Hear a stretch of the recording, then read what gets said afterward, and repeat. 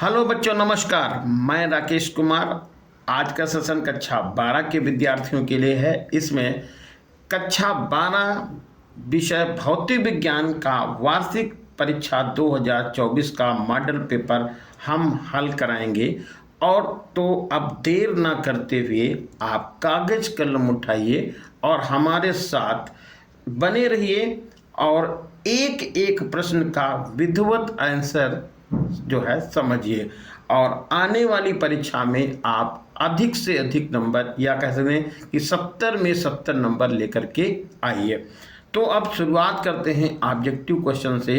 पहला प्रश्न दिया हुआ है, सभी प्रश्न हल कीजिए। इसमें फर्स्ट पार्ट है काखंड, हाइड्रोजन परमाणु की आयनन ऊर्जा का मान बताना है।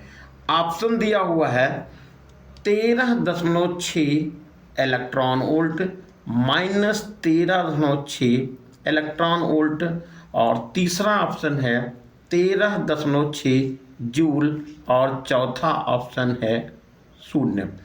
तो हाइड्रोजन परमाणु की आयनन ऊर्जा होती है 13.6 इलेक्ट्रॉन वोल्ट, और ये ऑप्शन सही हो जाएगा फर्स्ट, यानी कि ए। ध्यान रखना है, यहाँ पर ये 13.6 जूल लिखा हुआ है, आपको लिखना कौन सा है, इलेक्ट्रॉन वोल्ट। क्वेश्चन नंबर दूसरा देखिए, चुंबकीय फ्लक्स का मात्रक क्या है। पहला ऑप्शन दिया हुआ है वेबर प्रति मीटर स्क्वायर, दूसरा ऑप्शन दिया हुआ है टेस्ला, तीसरा ऑप्शन है वेबर, और चौथा ऑप्शन है इनमें से कोई नहीं।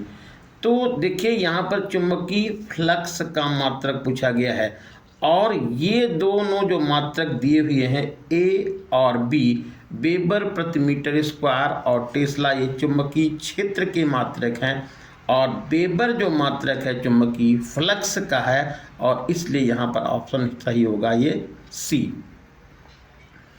क्वेश्चन अगला है, फोटॉन की गतिज द्रव्यमान का सूत्र बताइए। तो देखिए, क्वांटम सिद्धांत में ये बताया गया था कि फोटॉन की जो ऊर्जा होती है E इक्वल एच न्यू होती है, E बराबर एच न्यू। और आइंस्टीन का जो सापेक्षता विशिष्ट सिद्धांत कहलाता है वो है E is equal to m/c²। दोनों को आप बराबर कर दीजिए तो आएगा m/c² बराबर एच न्यू। तो m बराबर, क्योंकि द्रव्यमान निकालना था, एच न्यू अपान c²। अब जरा ऑप्शन चेक करिएगा, देखिए यहाँ पर c² वाला कोई ऑप्शन नहीं है। तो यहाँ पर आपको फार्मूला पता है, c बराबर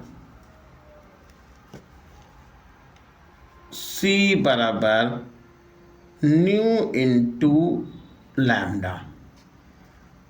तो यहाँ न्यू की जगह पर आप लिख सकते हैं c अपान लैम्डा। तो m बराबर आएगा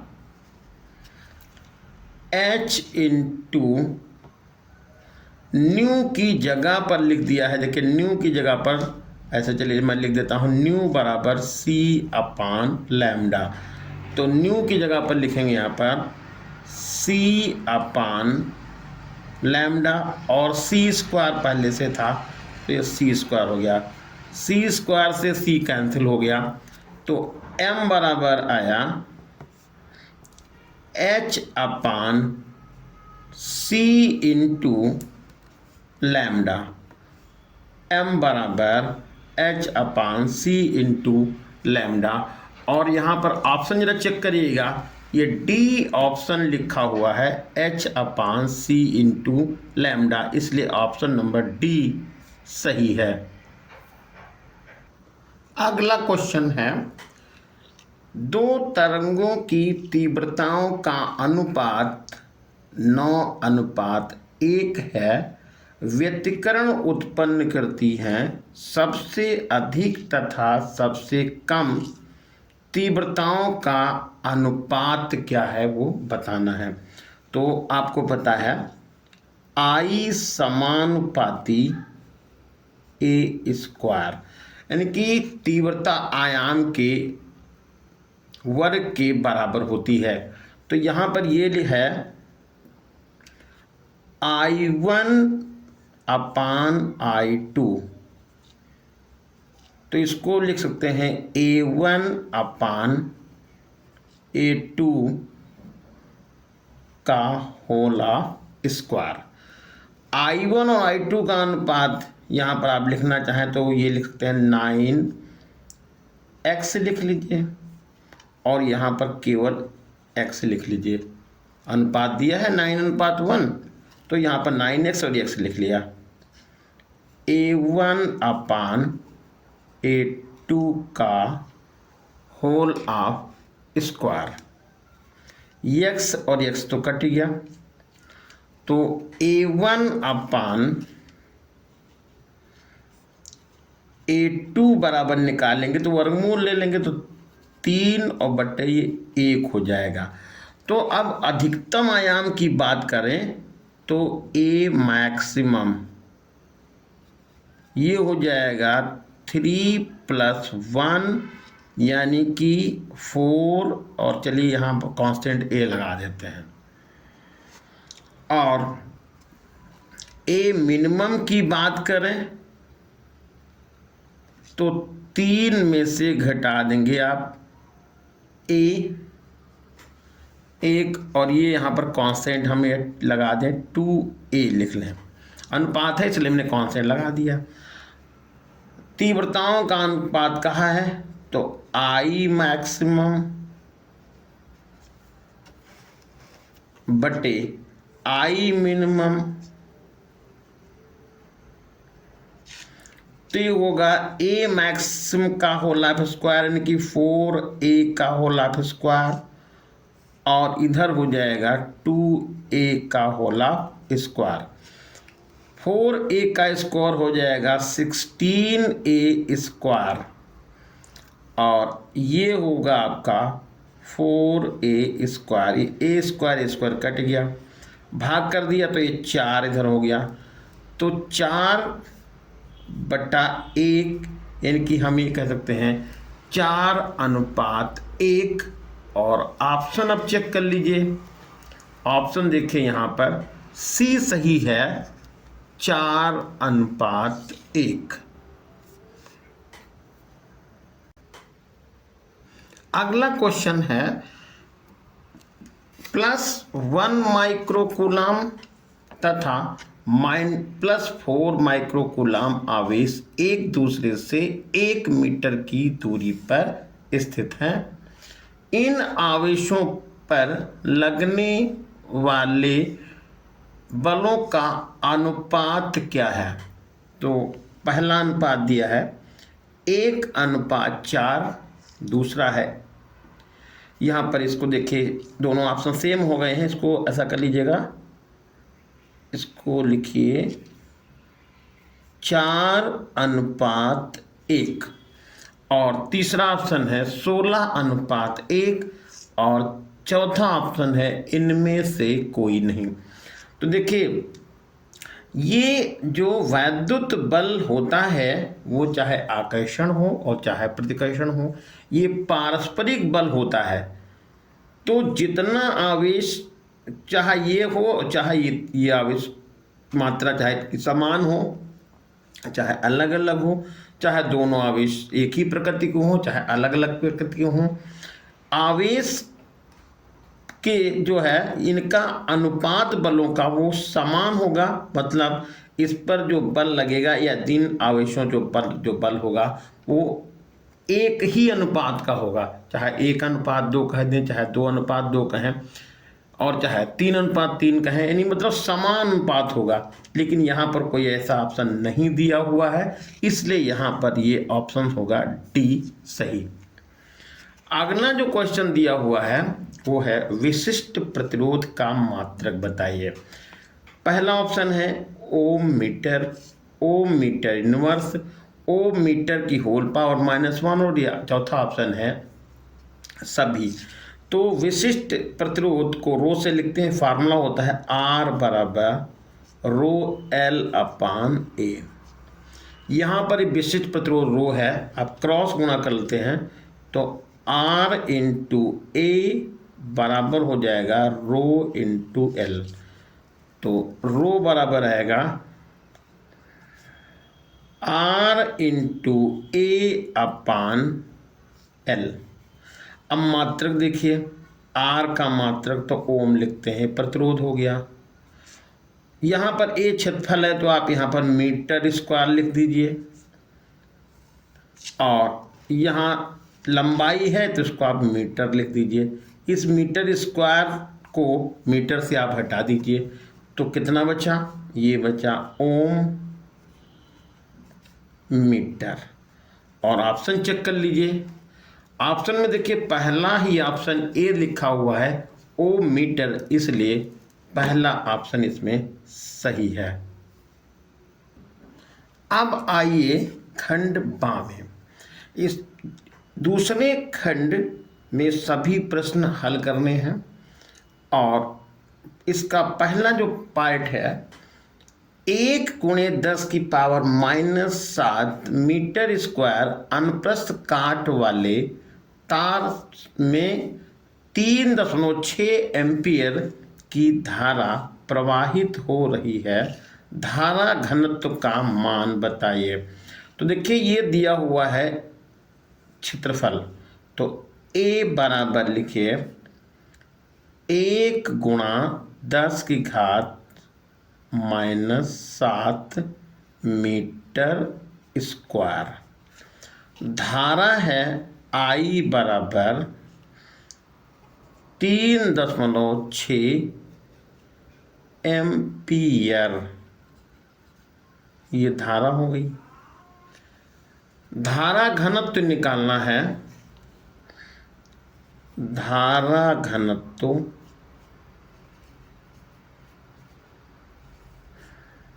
बराबर क्वेश्चन मार्क। फार्मूला होता है धारा घनत्व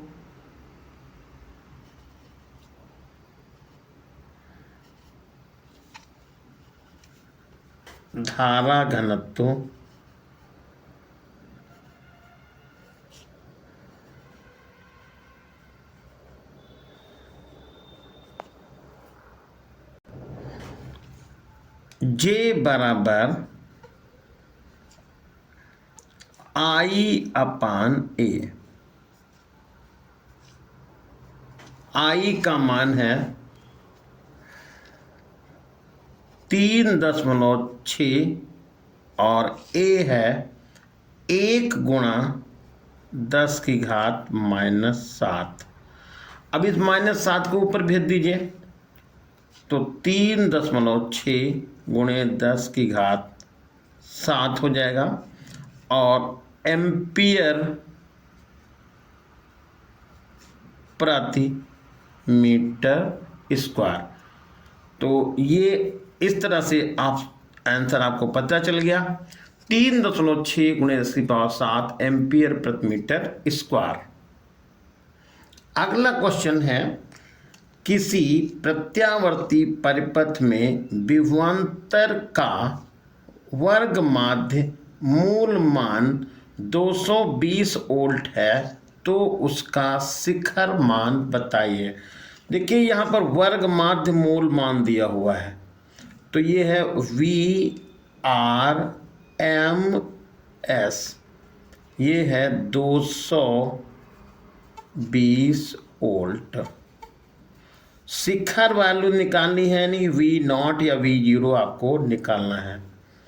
फार्मूला आपको पता होगा, V0 बराबर √2 VRMS। तो V0 बराबर √2 और VRMS का मान लिखा हुआ है 220। इसका गुणा कर लेंगे तो चाहे आप इतना ही लिख दें आंसर, 220 अंडर रूट 2 वोल्ट। ये भी आपका आंसर सही है। अब रूट 2 का मान डाल सकते हैं, तो 220 गुणा 1.414। अब इसका जब गुणा करेंगे तो ये लगभग 311 वोल्ट हो जाएगा। तो ये इस प्रश्न का हो गया आंसर। आप यहाँ पर भी आंसर डाल सकते हैं और या गुणा करके आप यहाँ भी आंसर लिख सकते हैं। अगला क्वेश्चन है 10 ओम प्रतिरोध तार को 5 बराबर भागों में विभाजित करके उनको समांतर क्रम में जोड़ दिया गया है और जोड़ने पर संयोजन का परिणामी प्रतिरोध कितना होगा वो बताना है। जैसे कि ये एक प्रतिरोध तार है, ऐसे मान लीजिए प्रतिरोध तार था और इसको भागों में डिवाइड किया गया। इसका टोटल प्रतिरोध कितना था? 10 ओम था। 5 बराबर भागों में डिवाइड कर दिया गया, तो प्रत्येक भाग का जो प्रतिरोध होगा, प्रत्येक भाग का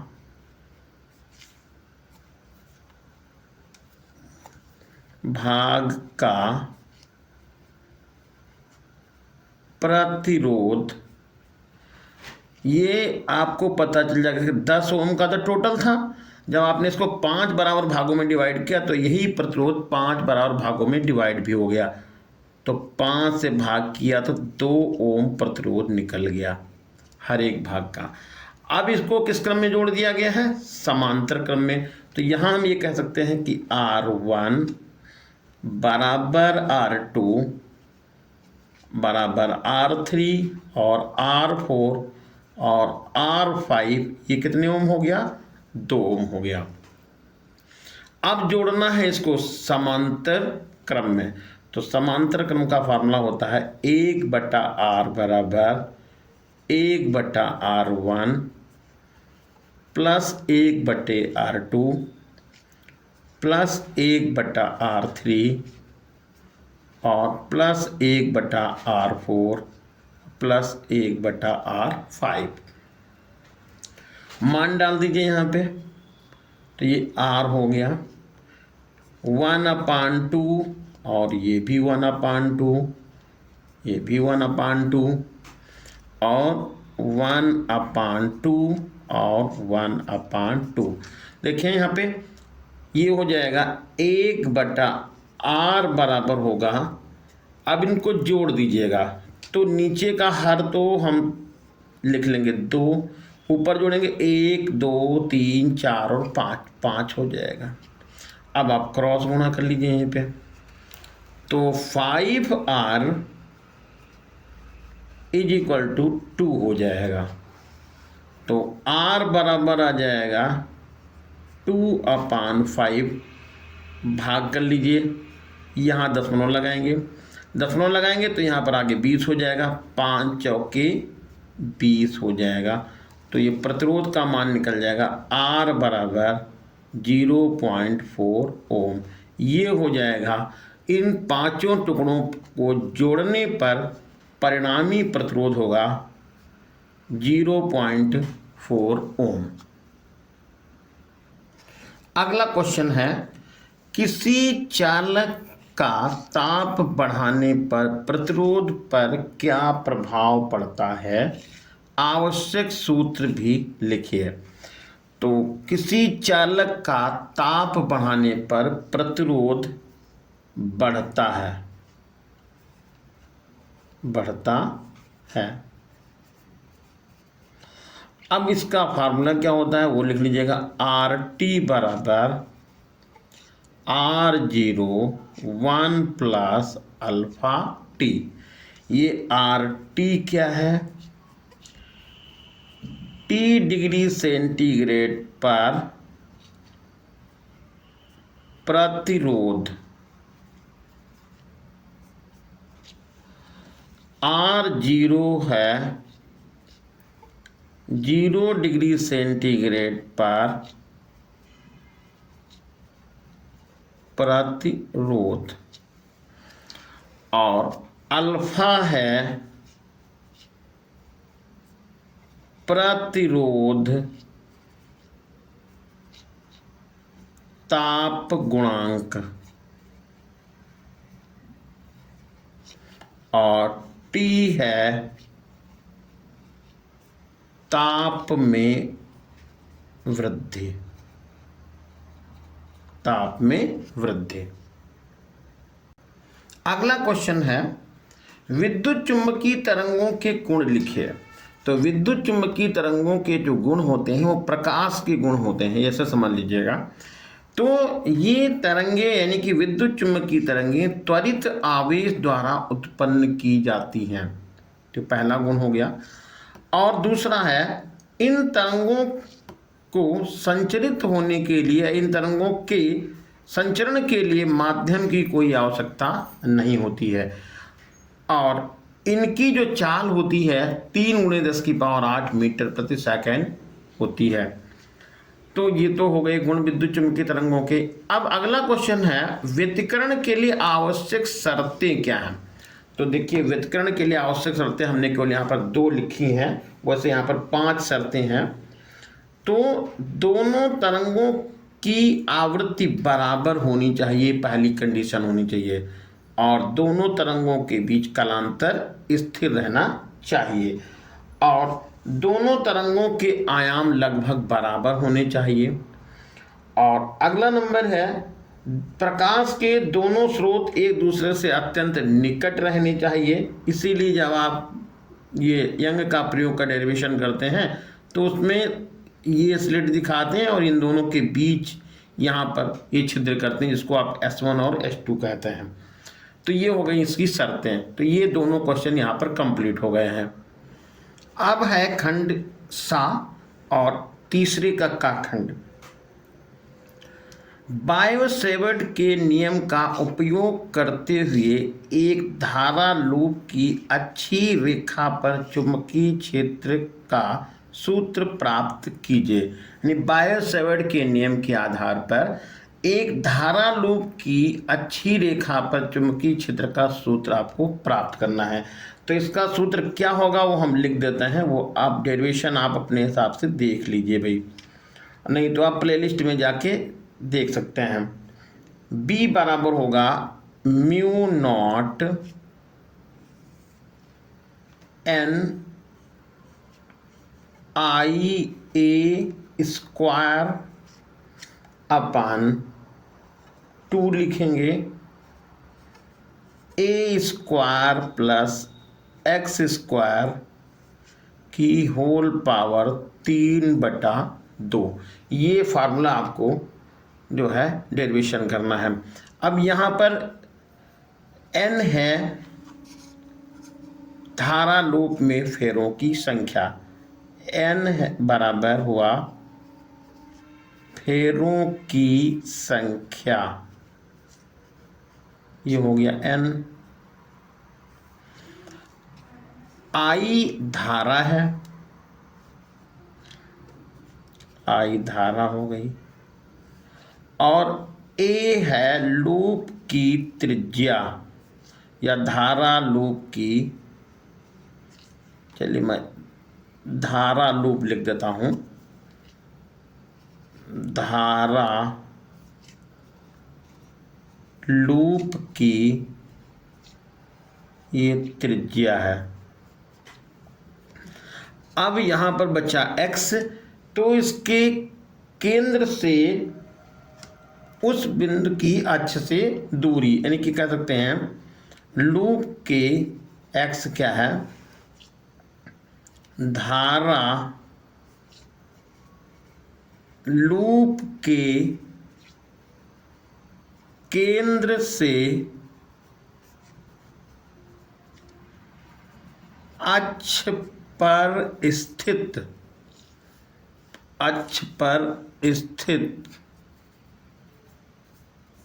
बिंदु की दूरी है। तो ये जो इसमें अक्षर प्रयोग हुए हैं ये हमने यहाँ पर लिख दिए हैं। डेरिवेशन आप अपने हिसाब से तैयार कर लीजिएगा। अगला क्वेश्चन है खंड खा में, ये परिपथ बना हुआ है। यहाँ L बराबर 0.1 हेनरी, R बराबर 40 ओम है और V बराबर दिया है 200 साइन 300 स्मॉल t। परिपथ की प्रतिबाधा निकालना है, एमीटर का पाठ्यांक और शक्ति गुणांक निकालना है। तो L बराबर है 0.1 हेनरी और R बराबर है 40 ओम। V बराबर 200 साइन 300 स्मॉल टी। जनरल समीकरण आप लिख लीजिए तो V बराबर V0 sign 300 small T. Comparison कर लीजिए तो V नॉट हो गया 200 वोल्ट और यहाँ पर देखिए ओमेगा टी होगा, ये होगा ओमेगा टी। अब ओमेगा टी बराबर लिखेंगे 300 स्मॉल टी कट गया तो ओमेगा बराबर निकला 300। सबसे पहले निकालना है प्रतिबाधा। तो प्रतिबाधा निकालने से पहले आपको निकालना पड़ेगा XL। XL बराबर होता है ओमेगा L। ओमेगा की जगह पर आपको 300 लिखना है और L की जगह पर लिख देना है 0.1। दशमलव हटा दीजिएगा, यहाँ पर ये 10 करिएगा, ये हट जाएगा और XL बराबर निकल जाएगा 30 ओम। फिर है R का मान, वहाँ से देखिए लिख लीजिए, ये 40 ओम आपने पहले ही नोट किया, यहाँ पर 40 ओम। तो अब Z बराबर निकालना है, Z बराबर under root R square plus XL square. R का मान है 40, 40 का स्क्वायर कर दीजिए और इसका XL का मान आपने निकाला है तो 30 का स्क्वायर कर दीजिए।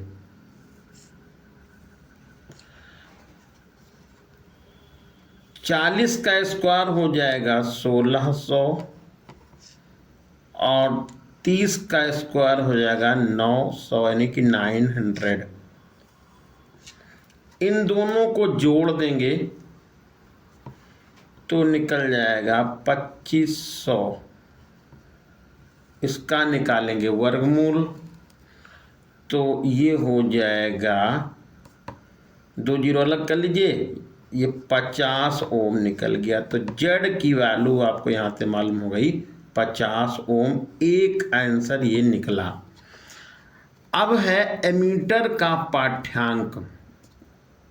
तो एमीटर का पाठ्यांक निकालना है तो IRMS, जैसा कि आपको पता होगा, एमीटर हो चाहे वोल्ट मीटर हो वो RMS ही पढ़ता है। तो यहाँ पर आपको लिखना होगा VRMS और अपान Z, ये लिखेंगे यहाँ पर Z। अब VRMS तो दिया नहीं है आपको, यहाँ पर मान दिया है, ये देखिए V नॉट दिया हुआ है। तो RMS निकालने के लिए आपको √2 से यहाँ पर भाग करना पड़ेगा। तो यहाँ पर आप लिख देंगे बराबर निशान और ये RMS है तो इसको हम V0/√2 ऐसे लिख दिया है। VRMS बराबर V0/√2 और गुणा ये Z लिख देते हैं। V0 का मान आपको 200 पता है तो आप लिख दीजिए, ये √2 लिख लीजिए और Z का मान आपने 50 निकाल लिया है। 50 से आप इसको भाग कर देंगे तो ये हो जाएगा 4 बार, पूरा पूरा कैंसिल हो जाएगा। तो IRMS बराबर हो जाएगा, IRMS बराबर ये होगा 4/√2। अब √2 से आप ऊपर नीचे कर दीजिए गुणा, तो ये √2 और √2 मिलके हो जाएगा 2, तो 4√2/2 इससे दीजिए आप भाग कर, तो ये 2 बच जाएगा। तो IRMS बराबर होगा 2√2 एम्पियर। और यही अमीटर का पाठ्यांक होगा। अमीटर का पाठ्यांक या अमीटर का पाठ बराबर होगा, या अमीटर की रीडिंग कह सकते हैं, 2√2 एम्पियर। और ये इस प्रश्न का दूसरा आंसर हो गया है। अब पूछा है शक्ति गुणांक। तो शक्ति गुणांक यहाँ देखिए साइड में हम निकाल देते हैं, यहाँ पे ये देखिएगा, शक्ति गुणांक cos फाई बराबर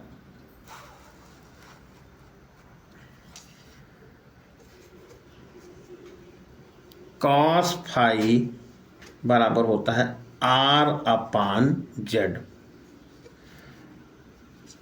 R का मान है 40, आपको पहले से पता है, क्वेश्चन में देखिए दिखा हुआ है, और Z का मान आपने यहाँ पर निकाल लिया है 50, तो ये 40 बटे हो गया 50, 0 0 कट गया। अब भाग करेंगे तो यहाँ दशमलव पहले लग जाएगा और 5 का पहाड़ा 40 में 8 बार लग जाएगा, तो ये हो जाएगा 0.8, और ये cos फाई बराबर हो जाएगा 0.8, और यही हो गया आप प्रश्न का तीसरा आंसर। अगला क्वेश्चन है गाखंडित में, अनुगमन वेग किससे कहते हैं? अनुगमन वेग तथा धारा घनत्व के सूत्र प्राप्त कीजिए। तो जब किसी चालक को बैटरी से जोड़ा जाता है या उनके सिरों के बीच में विभवांतर स्थापित किया जाता है, तो यह विभवांतर, बैटरी का जो विभवांतर है, तार में उपस्थित मुक्त इलेक्ट्रॉनों को एक त्वरित गति प्रदान नहीं कर पाता है, बल्कि उच्च विभव वाले सिरे की ओर एक सूक्ष्म नियत वेग ही प्रदान कर पाता है, और वो वेग होता है 10 की पावर लगभग -4 मीटर प्रति सेकंड का वेग ही वो विभवांतर प्रदान करता है, और इस वेग को अनुगमन वेग कहते हैं। अब इसका जो फार्मूला है, I बराबर NeAVD, ये डेरिवेशन आपको करना है। I बराबर NeAVD, I यहाँ पर हो गई धारा, N होता है तार में या चालक में के प्रत्येकांक आयतन में उपस्थित मुक्त इलेक्ट्रॉनों की संख्या, E क्या है? इलेक्ट्रॉन का आवेश है। ए क्या है? चालक तार का अनुप्रस्थ क्षेत्रफल, जैसे ये आप समझिएगा, ये चालक तार, इसका सेक्शन एरिया ये वाला, ये अनुप्रस्थ क्षेत्रफल, और VD है अनुगमन वेग। तो ये फार्मूला आपको पता चल गया। अब ये कह रहे हैं ये धारा घनत्व के रूप में बताइए, तो धारा घनत्व होता है J बराबर I/A। तो I के नीचे A लिख दीजिएगा, तो इसको यहाँ पर लिखेंगे I/A बराबर NeVT, और I/A को आप बोलेंगे J, तो ये J बराबर हो जाएगा NeVT। ये आपको डेरिवेशन करने हैं। अगला खंड है अच्छी स्थिति में वैद्युत क्षेत्र की तीव्रता का व्यंजक प्राप्त करना है। तो अच्छी स्थिति में क्या है, देखिए यहाँ पर ये हमने ये इलेक्ट्रिक डाइपोल बना लिया।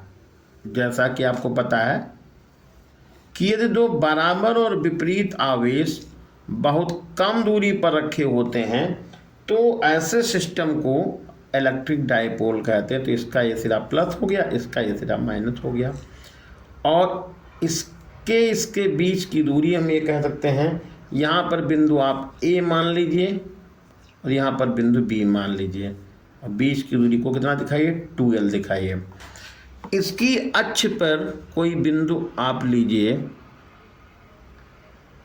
ये अक्ष हो गई, और ये इसका मिड पॉइंट हो गया। तो यहाँ मिड पॉइंट को A मान लीजिए, तो O से A तक की दूरी और O से B तक की दूरी तो L हो जाएगी। तो यहाँ से R दूरी पर कोई बिंदु आप लीजिए P, जहाँ पर वैद्युत क्षेत्र की तीव्रता निकालनी है। तो आप लिखेंगे कैसे, माना कि कोई वैद्युत ध्रुव AB के परावैद्युतांक वाले माध्यम में रखा है, इसके मध्य बिंदु O से इसकी अक्ष पर R दूरी पर स्थित बिंदु P पर वैद्युत क्षेत्र की तीव्रता निकालनी है। तो प्लस आवेश के कारण वैद्युत क्षेत्र की तीव्रता दूर होती है, तो यहाँ पर हमने E1 लिख लिया, चाहे आप EB लिख सकते हैं। वैद्युत क्षेत्र की तीव्रता किसके कारण है, इस B आवेश के कारण है। और यहाँ पर वैद्युत क्षेत्र की तीव्रता लिखा देंगे हम E और A, क्योंकि माइनस आवेश के कारण वैद्युत क्षेत्र की तीव्रता और होती है। तो EB बराबर, थोड़ा भाषा अपने हिसाब से और बढ़ाकर लिख सकते हैं, EB का मान लिखेंगे तो आएगा 1/4 पाई एप्सिलॉन नॉट और Q अपान, देखिए यहाँ से आपको दूरी मालूम है, O से P तक की दूरी मालूम है, और आपको दूरी तो B से P तक की लिखनी है। तो ये दूरी हो जाएगी यहाँ से यहाँ तक की दूरी, R में से L को माइनस करना होगा, यानी R माइनस L का होला स्क्वायर। अब इसी तरह से यहाँ पर आप लिख देते हैं ये हो गया प्लस आवेश के कारण, और ये होगा माइनस आवेश के कारण। तो EA बराबर 1/4 पाई एप्सिलॉन नॉट, के यहाँ बढ़ा लीजिए, यहाँ भी के लिख लेंगे, और Q अपान, अब देखिए B, यहाँ ये P है, P से दूरी दिखनी है A तक की, यहाँ तक की, तो यहाँ O तक की दूरी तो हो गई R, इतनी दूरी और बढ़ानी होगी L, तो होगी R प्लस L का होल ऑफ स्क्वायर। ठीक है, और इसकी दिशा लिखना चाहें तो आप लिख सकते हैं P दिशा में, और इसकी दिशा हो जाएगी PA दिशा में, क्योंकि ये इधर की तरफ आएगी, माइनस आवेश है, तो जाएगा PA दिशा, ये मैं लिख लिया। अब परिणामी तीव्रता लिखेंगे, परिणामी तीव्रता,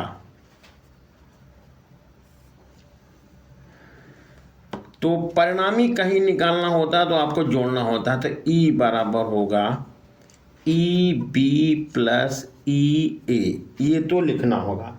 लेकिन एक बात ध्यान रखना है, EB का डायरेक्शन देखिए इधर की तरफ है, ऐसे चेक करिएगा, देखिए इसकी दिशा ये आपने लिखी है B से P की ओर, तो ये इस साइड हो गई, और इसकी दिशा इधर होगी, तो जस्ट उल्टा है, तो आपको क्या करना पड़ेगा, यहाँ पर माइनस लिख देना होगा, और होगा 1/4πε0 के Q/R-L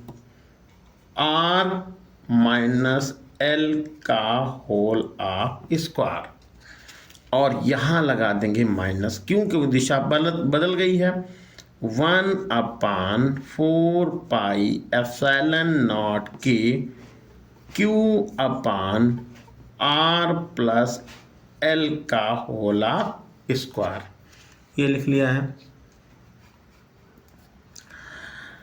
अब इसमें देखिए 1/4πε0 Q कॉमन ले लेते हैं, तो 1/4πε0 के कॉमन ले लिया और Q भी कॉमन लिखा है।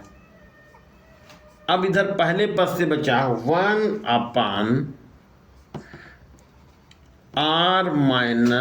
1/R-L का होल ऑफ स्क्वायर और माइनस 1/R+L का होल ऑफ स्क्वायर।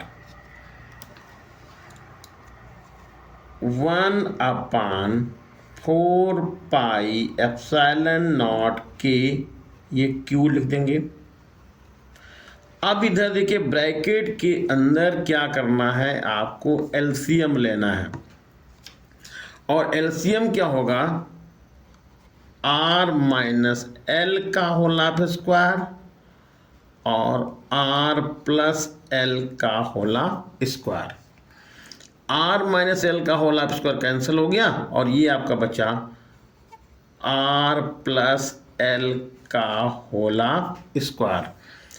ये R+L का होल ऑफ स्क्वायर इससे कैंसिल हो गया, माइनस निशान लगा दीजिएगा और R-L का होल ऑफ स्क्वायर और ये लगाइए बड़ा ब्रैकेट। 1/4πε0 के ये हो गया Q। अब देखिए यहाँ पर आप इसको A समझ लीजिए, यहाँ पर इसको B समझ लीजिए, तो A² - B² हो गया। तो आप एक बार इसको जोड़ेंगे और एक बार इसको घटाएंगे। तो ये तो हमने पहले बटे की लाइन खींच ली और जोड़ेंगे तो होगा R+L + R-L, A+B लिख दिया है, और R+L -R और +L ये हो गया।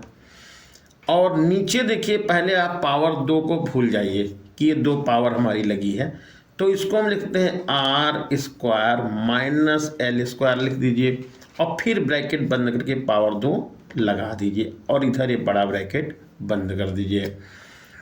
यहाँ से देखिए L से L कट गया और R से R कट गया। 1/4πε0 के ये हो गया Q। इधर जोड़ेंगे तो हमारे पास मिलेगा 2R और इधर जोड़ेंगे तो हो जाएगा 2L। अब यहाँ पर जरा समझिएगा, R का मान देखिए तो अपनी मर्जी के अनुसार आपने लिखा हुआ है, मतलब R का मान ये बहुत ज़्यादा है कंपैरिजन में इस L के। तो हम ये कह सकते हैं R² का मान, या कह सकते हैं L² का मान बहुत कम है किसके कंपैरिजन में, R² की तुलना में। तो इसको हम L² को मान लेते हैं नगण्य, L² को नगण्य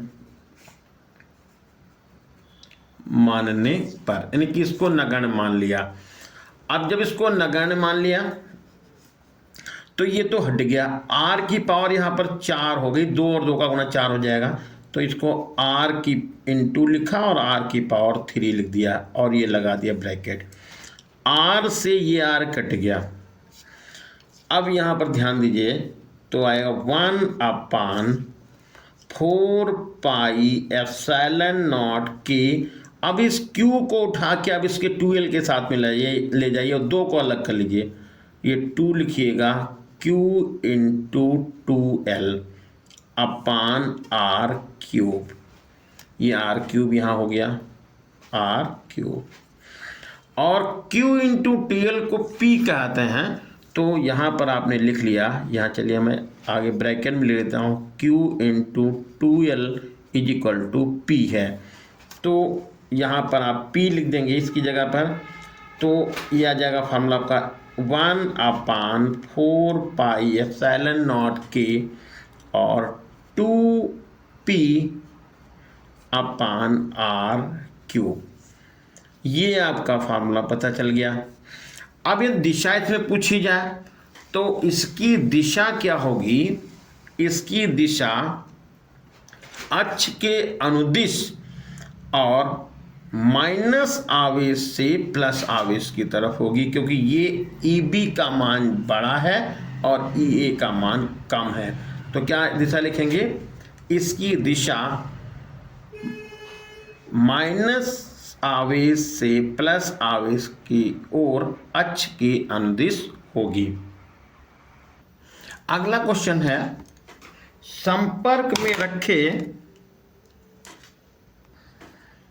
दो लेंसों की संयुक्त फोकस दूरी के सूत्र का निगमन कीजिए। तो यहाँ पर देखिए, ये दो लेंस हमने L1 और L2 दिखाए हैं, इसकी मुख्य अक्ष दोनों की एक ही है और यहाँ पर कोई बिंदु वस्तु रखी है।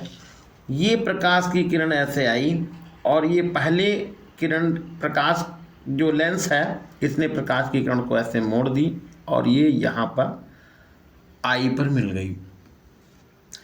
तो इस वस्तु का प्रतिबिंब पहले लेंस के द्वारा कहाँ पर बन गया, आई पर बन गया। ये इस किरण को क्या करता है और मोड़ता है और फाइनली ये प्रतिबिंब कहाँ पर बनता है, आई पर बनता है। जैसा कि आपको मालूम है, लेंस से वस्तु तक की दूरी जो होती है U कहलाती है और लेंस से प्रतिबिंब तक की दूरी को V कहा जाता है और लेंस की फोकस दूरी को F कहा जाता है। इसकी फोकस दूरी को हमने पहले वाले लेंस को F1 लिख लिया है और दूसरे वाले लेंस को F2 मान लिया है। तो अब यहाँ पर लिखेंगे कि माना कि दो पतले लेंस उत्तल लेंस L1 और L2 एक दूसरे के संपर्क में इस प्रकार रखे हैं कि दोनों की अक्षें एक ही हैं और इसकी अक्ष पर या इसकी मुख्य अक्ष पर एक बिंदु वस्तु कोई वो है और इस बिंदु वस्तु का अंतिम प्रतिबिंब या दूसरे लेंस के द्वारा प्रतिबिंब कहाँ पर बनता है, आई पर बनता है। अब यहाँ पर लिख लेंगे पहले लेंस या L1 लेंस के लिए, L1 लेंस के लिए फार्मूला आपको पता है 1/V - 1/U बराबर 1/F। तो पहले लेंस से जो प्रतिबिंब बना वो कहाँ पर बना है, V डैश पे, तो 1/V डैश माइनस 1/U बराबर 1/F1। अब दूसरे लेंस की बात करें तो दूसरे लेंस के लिए ये जो आई डैश पर प्रतिबिंब बना है ये वस्तु का काम करेगा और ये आई डैश पे बना प्रतिबिंब जो है वो वस्तु का काम करेगा और यहाँ पर अंतिम प्रतिबिंब कहाँ पर, आई पर बन रहा है। तो दूसरे लेंस के लिए L2 lens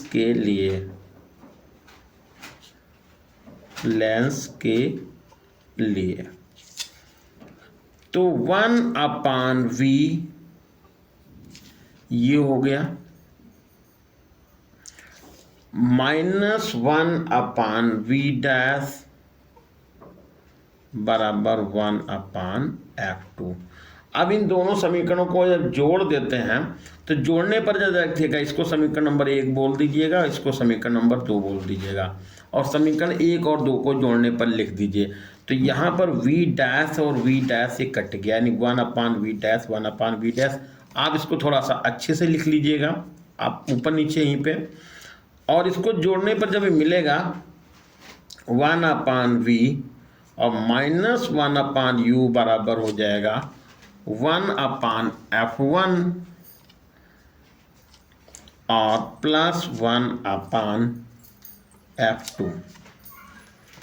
1/V minus 1/U को आप 1/F कह सकते हैं, बराबर 1/F हो गया है। अब 1/f आप इसकी जगह पर लिख सकते हैं, तो 1/f यहाँ पर कहें चाहे कंबाइंड एफ लिख सकते हैं। चलिए संयुक्त लेंस की बात करें तो यहाँ पर चलिए ये एफ ही लिखिए, यहाँ पर कैपिटल एफ लिख लीजिए, 1/f1 प्लस 1/f2। ये संयुक्त लेंस की फोकस दूरी आपको मालूम हो गई। आगे थोड़ा बढ़ा करके भी इसको लिख सकते हैं। लघुत्तम ले लीजिएगा तो f1 f2 एलसीएम चला जाएगा और f2 प्लस f1 हो जाएगा। क्रॉस गुणा कर लेंगे तो ये हो जाएगा कैपिटल F बराबर f1 f2 अपान f1 प्लस f2। और ये फार्मूला आपको पता चल गया, कैपिटल F बराबर f1 f2 अपान f1 प्लस f2।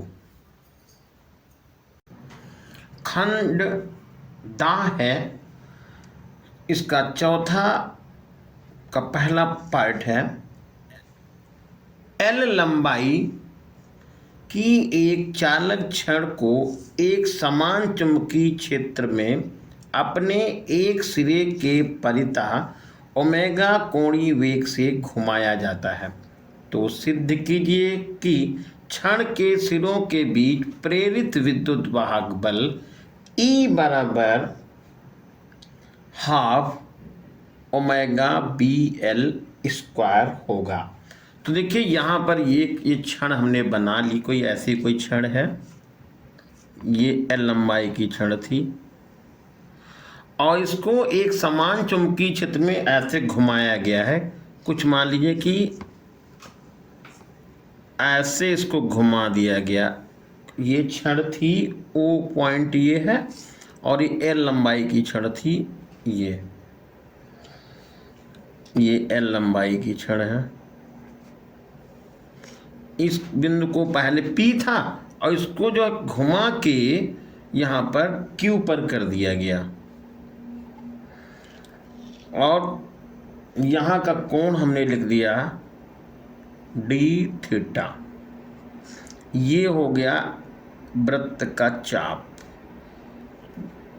तो यहाँ लिखेंगे क्या, माना कि L लंबाई की कोई छड़ है, इसे O बिंदु के परितः ऐसे घुमाया गया है, ओमेगा कोणीय वेग से घुमाया गया है। क्षण डेल्टा t समय में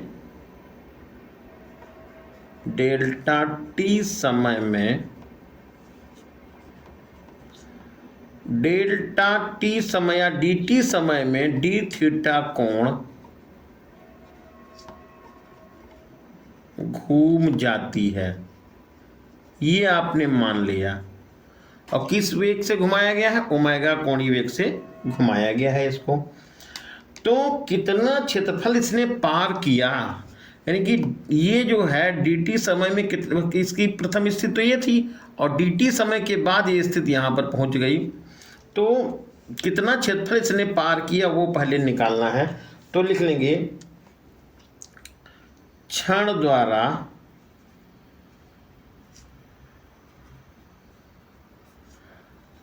dt समय में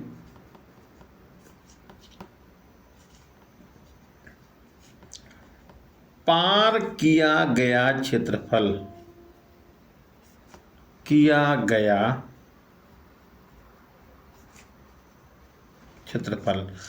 जिसको आप dA लिख दें, और ये 1/2 लिख देंगे और ये आधार आप लिख लीजिए OP और ये दूरी लिखिए PQ। तो dA बराबर 1/2,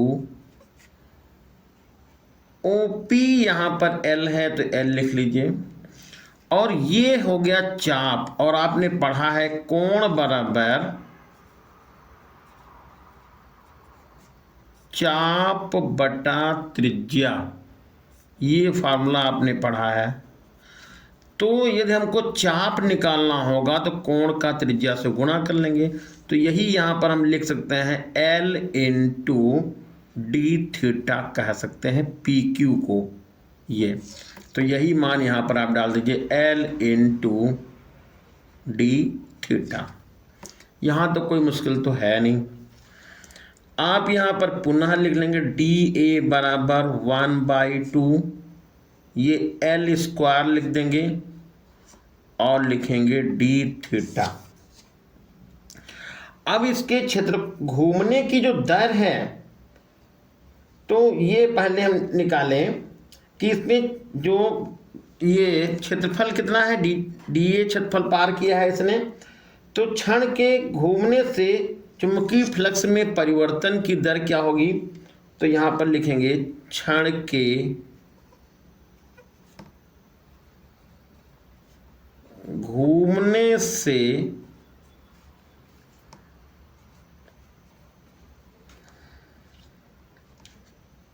क्षण से बद्ध चुंबकीय फ्लक्स में परिवर्तन, बद्ध चुंबकीय फ्लक्स में परिवर्तन की दर, परिवर्तन की दर। तो डी फाई बी ये हो गया चुंबकीय फ्लक्स में परिवर्तन दर, यानी आपको यहाँ पर डी टी लिख देना है। ये डी फाई बी अपान डी टी बराबर डी अपान डी टी, तो लिख लेंगे फाई बी बराबर होता है बी इंटू ए, तो आप यहाँ पर बी इंटू ए कह देंगे। इसमें b कांस्टेंट है, इसमें कोई परिवर्तन हो नहीं रहा, तो आप यहाँ पर ये b को बाहर निकाल लेंगे और लिखेंगे D A upon D T. अब चुंबकीय फ्लक्स परिवर्तन की दर ही तो विद्युत वाहक बल के बराबर होती है, तो यहाँ पर E बराबर हो जाएगा b into D A upon D T. ये समीकरण नंबर आप इसको 1 लिख लीजिए। अब इसको जो है डी टी से भाग कर दीजिए, तो यहाँ आप लिख लीजिएगा D A upon D T बराबर 1/2 L square into D phi upon D T.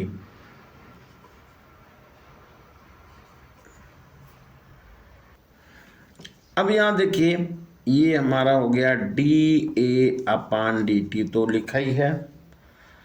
यहाँ पर एल स्क्वायर को आप अलग कर लीजिए, 1/2 भी अलग कर लीजिए, और ये जो बना D theta upon D T, इसको आप ओमेगा बोलेंगे। ओमेगा बराबर होता है D theta upon D T, तो ये हो जाएगा ओमेगा। तो अब ये जो मान निकला, इसको आप हम समीकरण नंबर 2 कह दें। तो E बराबर आपने लिखा है B into D A upon D T. अब समीकरण 2 के अनुसार आप मान फिल कर लीजिए। एक है यहाँ पर समीकरण 2 के अनुसार ये लिख गया। तो अब E बराबर हो गया B, इधर आया, और यहाँ पर 1/2 आप पहले लिख लीजिए, L स्क्वायर लिखिए और ओमेगा लिख दीजिए। अब जो सिद्ध करना था उसी के अकॉर्डिंग लिख दीजिए। तो 1/2 पहले लिख लीजिए और ओमेगा लिख लीजिए और B लिख लीजिए और L स्क्वायर लिख लीजिए। ये L स्क्वायर और हमारा ये फार्मूला मिलकर के आ गया। E बराबर ½ ओमेगा BL स्क्वायर, और ये आपका यहाँ पर आंसर मिल गया। अगला खंड खा है समांतर प्रेरक संधारित्र की धारिता का व्यंजक प्राप्त कीजिए। और जबकि प्लेटों के बीच टी मोटाई की के परावर्तांक वाली कोई प्लेट रखी है। देखिए यहाँ पर कोई ये एक्स वाई प्लेटें हो गई, इनके बीच में टी मोटाई की के परावर्तांक वाली प्लेट कोई रख दी तो इसकी धारिता कितनी होगी। तो ये वाई में इसकी दूरी ये कितनी थी, पहले डी थी, लेकिन जब यहाँ पर इस टी मोटाई की कोई प्लेट को रख दिया गया तो इतने स्थान की टी स्थान की वाई तो बाहर निकल गई। तो अब यहाँ पर जो वैद्युत क्षेत्र की तीव्रता हुई वो वाई में भी हुई और साथ में पट्टी में भी हुई। तो यहाँ हम लिख सकते हैं वाई में वैद्युत क्षेत्र की तीव्रता ई नॉट बराबर क्यू अपान एप्सिलॉन नॉट इंटू ए। फार्मूला ये आप भी पहले पढ़ चुके हैं, वैसे आप इस क्वेश्चन को प्लेलिस्ट में जाके दोबारा देख सकते हैं। तो ये हो गई। अब वाई में तो वैद्युत क्षेत्र की तीव्रता ये हो गई। अब यहाँ पर लिखेंगे पट्टी में वैद्युत क्षेत्र की तीव्रता। तो पट्टी में वैद्युत क्षेत्र की तीव्रता को ई बराबर लिखिएगा और क्यू अपान एप्सिलॉन नॉट के ए या ए के आप लिख दीजिए यहाँ पर। अब फार्मूला आपने पढ़ा है ई बराबर वी अपान डी, तो वी बराबर होता है ई इंटू डी। यहाँ पर परिणामी विभवांतर आप इन्हीं कैसे एक्स वाई प्लेटों के बीच में विभवांतर वी कह दीजिए, तो ये विभवांतर हो गया एक्स वाई प्लेटों के बीच में वी। तो अब वाई में वैद्युत क्षेत्र की तीव्रता कितनी है, वाई में वैद्युत क्षेत्र की तीव्रता ई नॉट है और वाई में दूरी कितनी है, कुल दूरी थी डी, इसमें से टी हटा दीजिए तो डी माइनस टी हो जाएगा और प्लस पट्टी में वैद्युत क्षेत्र की कितनी तीव्रता है, ई है, और आपने इसकी पट्टी की मोटाई कितनी कही है, टी कही है, ये आप यहाँ पर लिख देंगे।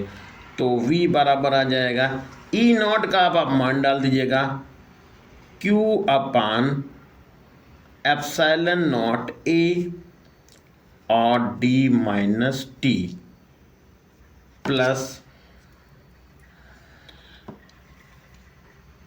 q अपान एप्सिलॉन नॉट के ए और यहाँ पर लिख देंगे ये टी।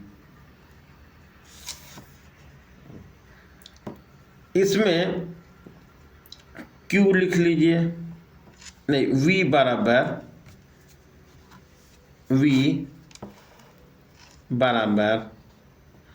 देखिए तो यहाँ पर Q अपान एप्सिलॉन नॉट ए कॉमन चला गया, V बराबर Q upon A epsilon not common चला गया।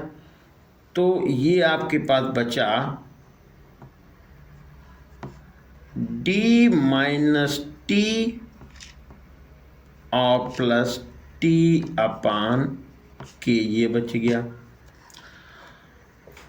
फार्मूला होता है Q बराबर सी वी या C बराबर Q अपान V। तो C बराबर हो जाएगा Q अपान V। तो यदि यहाँ पर हम ऐसे क्रॉस गुणा कर लें या इतना ये Q के साथ लिखे ये ऐसा करें Q और ब्रैकेट में लिख दें D माइनस टी और प्लस टी अपान के, ये हो गया इसके साथ गुणा और बराबर हो जाएगा V into epsilon naught into A और C बराबर Q अपान V बनता है। तो हम V इसके नीचे ले जाएं, ऐसे चले जाएं तो हो जाएगा Q अपान V, तो लेफ्ट साइड में हो गया और राइट साइड में आया एप्सिलॉन नॉट इंटू ए अपान D माइनस टी और प्लस टी अपान के। ये जो है Q अपान V, इसको आप C कह देंगे। तो फार्मूला आपका मिल गया C बराबर epsilon naught A upon D minus T plus T upon K, और यही है समांतर प्लेट संधारित्र की धारिता का फार्मूला जब प्लेटों के बीच टी मोटाई की के परावर्तनांक वाली कोई प्लेट रखी जाती है। अगला क्वेश्चन है, देखिए यहाँ पे चित्र बना है। ऊपर एक सेल लगा रखा है जिसके विद्युत वाहक बल को E1 लिखा है और ये वोल्ट है 11 वोल्ट। दूसरा सेल यहाँ देखिए लगा रखा है E2 है और इसका विद्युत वाहक बल है 9 वोल्ट। और जो रेजिस्टेंस है, इंटरनल रेजिस्टेंस आंतरिक प्रतिरोध 1 ओम है और यहाँ पर है 2 ओम। यहाँ एक बाहर प्रतिरोध लगा रखा है जिसका मान है 24 ओम। अब आपसे और हाँ, इसमें एक इसको कहा, यहाँ से आने वाली धारा को I1 कह दिया है, इस वाली धारा को I2 कह दिया है, और ये जहाँ दोनों धाराएं मिल रही हैं ये धारा को इन्होंने I3 कहा है, और यहाँ पर बिंदु A लिखा है और यहाँ पर बिंदु B लिखा है। आपसे पूछा गया है I1 कामा I2 व I3 का मान बताओ।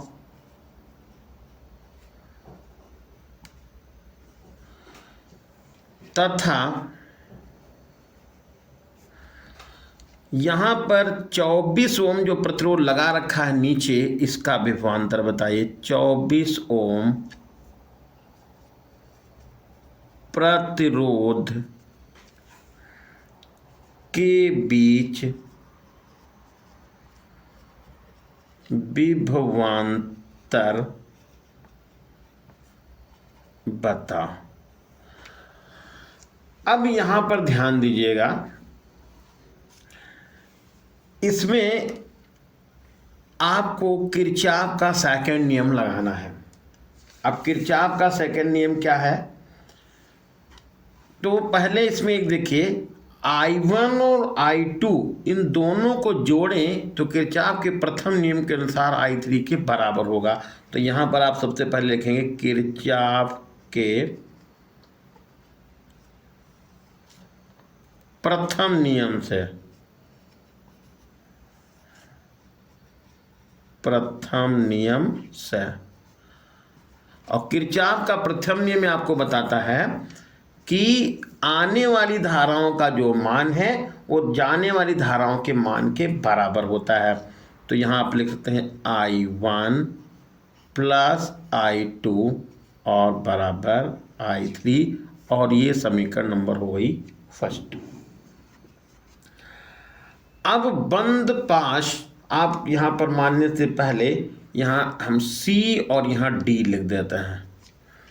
तो एक बंद पास आप क्या करिए, बाहर बाहर ऐसे लिख लीजिएगा E1A CDB E1 में बंद पास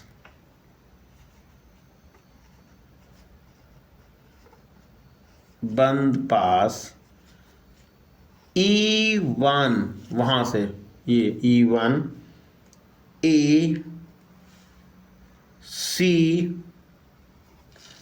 D B और E1 में ये हो गया। तो I1 इंटू 2 लिखेंगे, I1 इंटू 2 लिखेंगे और प्लस आ जाएंगे I3 इंटू, ये हो जाएगा 24।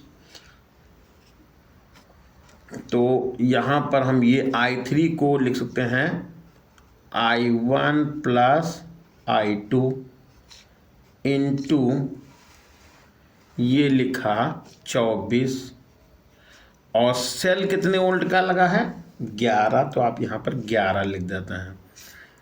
इसको आप खोल लीजिए तो ये हो जाएगा 2i1 प्लस 24i1 और प्लस 24i2 बराबर 11। 24 और 2 मिलके हो जाएगा 26, तो 26i1 और प्लस 24i1 और बराबर होगा 11। ये समीकरण नंबर हो जाएगी सेकंड। अब दूसरा लिखेंगे बंद पास। बंद पास E2 A C D B E2 में बंद पास E2 A C D B E2 में। अब यहां पर देखिए I1 इंटू ये I2 इंटू 1 हो जाएगा, तो I2 इंटू 1 प्लस ये उतना ही रह जाएगा I1 plus I2 into 24, I1 plus I2 और गुणे ये 24 और बराबर यहाँ हो जाएगा ये 9, क्योंकि ये सेल लगा रखा है 9 वोल्ट का। ये देखिए, तो आप लिखिए 9, ब्रैकेट खोल दीजिए तो हो जाएगा I2 plus 24i1 plus 24i2 बराबर 9। तो ये आप कहाँ यहाँ पर जो आएगा वो 24i1 और प्लस 25i2, क्योंकि यहाँ पर 24 और 1 25 हो जाएगा, 25i2 और बराबर 9। ये समीकरण नंबर हो जाएगी यहाँ पर ये थर्ड। अब देखिए यहीं पे थोड़ा सा आपको कैलकुलेशन ज़्यादा है। यहाँ पर है 26, यहाँ है 24, यहाँ है 24, यहाँ है 25। तो अब किसी भी तरह से हम इसको एक साथ तो बराबर कर नहीं सकते हैं, तो दोनों को गुणा कर दिया है। तो समीकरण सेकंड को एकदम 25 से गुणा कर लें। इसको हमने 25 से गुणा कर लिया है और इसको गुणा थर्ड को 24 से गुणा कर दें तो ये I2 और I2 दोनों यहाँ पर देखिए I2 होगा ये 24i2, तो ये दोनों I2 बराबर हो जाएंगे। तो अब यहाँ पर गुणा थोड़ा कैलकुलेशन करना है, इसको ध्यान रखते हुए करना पड़ेगा आपको। तो 25 का गुणा 26 से करेंगे तो 25 का गुणा 6 से आएगा तो 250 होता है, तो यहाँ पर हमने 0 लिख लिया। 25 का 150 0 हो गया, तो हमारा ये 150 लगभग हासिल चला गया। 25 दूना 50 और 15 हो गया 65, तो 650i1 ये हो गया। और प्लस इसका हम गुणा करते नहीं है, क्योंकि चाहे गुणा करिए चाहे चलिए गुणा ही कर लेते हैं। 25 चौके 100 होता है और 25 दूना 50 और 10 60 हो जाएगा I2। और ये हो जाएगा 25 से करना 25 और 25 से करना 25 और 2 हो जाएगा 27, यानी 275 ये हो गया। इसका गुणा करिएगा तो 24 और 24 का गुणा हो जाएगा 576, इसमें कोई दिक्कत ही नहीं है। 576 ये हो जाएगा I1। और इसका फिर गुणा करेंगे तो 25 चौके 100 और 25 दूनी 50 10 60, यानी कि 600 हो जाएगा 600i2। और 24 और 9 का गुणा करेंगे तो 216, 9 चौ 36 और 9 दूनी 18, ये 216 हो गया। अब घटाने पर आप लिख दीजिए घटाने पे लिखेंगे तो ये माइनस होगा, ये माइनस, ये माइनस, ये तो हो गया कैंसल। अब 650 में से 576 घटाएंगे तो ये बचेगा आपका 74, तो 74I1 हो गया।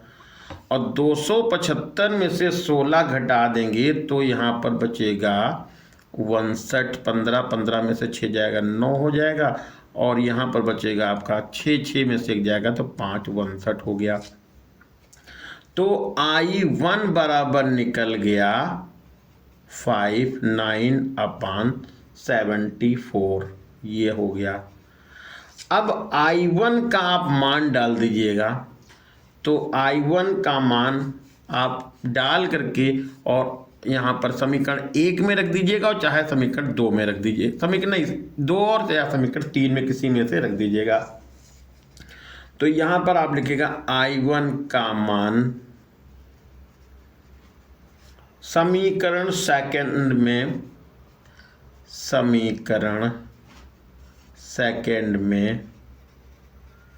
रखने पर, तो I2 का जो मान निकलेगा वो I2 का मान आप निकाल लीजिएगा, और -30 बटे ये 74 हो जाएगा I2 का मान। ये एम्पियर आप लिख दीजिए यहीं पर, एम्पियर, और ये भी हो गया एम्पियर। तो ये I1 I2 निकल गया। अब I3 का मान पता करना है तो लिखना होगा I3 बराबर, आप समीकरण नंबर 1 में लिख करके आए हैं I1 प्लस I2, तो I1 यहीं पर थोड़ा ध्यान रखना पड़ेगा। I1 लिखते तो प्लस में है लेकिन यहाँ माइनस लिखा हुआ है, तो I1 प्लस I2 तो चलिए लिख लेते हैं। अब I1 का मान आएगा 59/74 माइनस 30/74, घटा दीजिएगा तो 29/74, ये आंसर मिल जाएगा आपका 29/74। तो I3 निकल गया 29/74 एम्पियर, ये हो गया। अब निकालना है विभवांतर, तो फार्मूला होता है V बराबर I इंटू R, 29 ये लिखिए 74, और R से गुणा करिए तो हो जाएगा ये 24। तो अब यहाँ पर काट देंगे तो यहाँ पर आपका हो जाएगा ये 12, और ये हो जाएगा 37। अब कटने वाला कुछ है नहीं, भाग कर दीजिएगा और जो आंसर मिल जाए वो आपका आंसर लिख लेंगे। तो ये लगभग 9.4 वोल्ट आंसर मिलेगा। अब इसको आप थोड़ा सा ध्यान दीजिएगा। तो ये यहाँ से आपको V का मान पता चल गया, ये I3 हो गया, ये I2 हो गया, और ये I1 हो गया। ये इस प्रश्न का आंसर हुआ। अगला क्वेश्चन है, एक धारा मापी प्रति मिली एम्पियर धारा से 5 विभाजन का विक्षेप होता है। धारा मापी का प्रतिरोध 40 ओम है। यदि धारा मापी पर 50 विभाजन हैं तो 2 ओम का शंट लगाकर कितनी धारा मापी जा सकती है। तो देखिए यहाँ पर धारा मापी में धारा कितनी जा सकती है वो पहले देखिए। तो IG बराबर 40 निशान है, ये नहीं सॉरी 50 निशान है, और 5 विभाजन से 1 मिली एम्पियर धारा पढ़ी जाती है। तो आप 50 विभाजन है टोटल, इसको जब 5 से डिवाइड कर दीजिएगा तो ये जो 10 निकला वो 10 मिली एम्पियर धारा माप सकता है। तो IG बराबर 10 मिली एम्पियर, ये है धारा मापी में जाने वाली धारा। अब ये धारा मापी का प्रतिरोध बताया है। धारा मापी के प्रतिरोध को S से लिखा जाता है, नहीं सॉरी कैपिटल G से लिखा जाता है। तो ये है 40 ओम। शंट लगाया 2 ओम का, तो S बराबर आप लिख देते हैं 2 ओम, ये 2 ओम का शंट हो गया। अब पूछा जा रहा है कि इसमें धारा कितनी मापी जा सकती है, I का मान निकालना है। तो फार्मूला होता है S बराबर IG upon I minus IG और इनटू कैपिटल G। S का मान है 2, तो आप यहां पर 2 ओम लिख दीजिए। IG का मान है 10 मिली एम्पियर, तो ये 10 लिख लिया।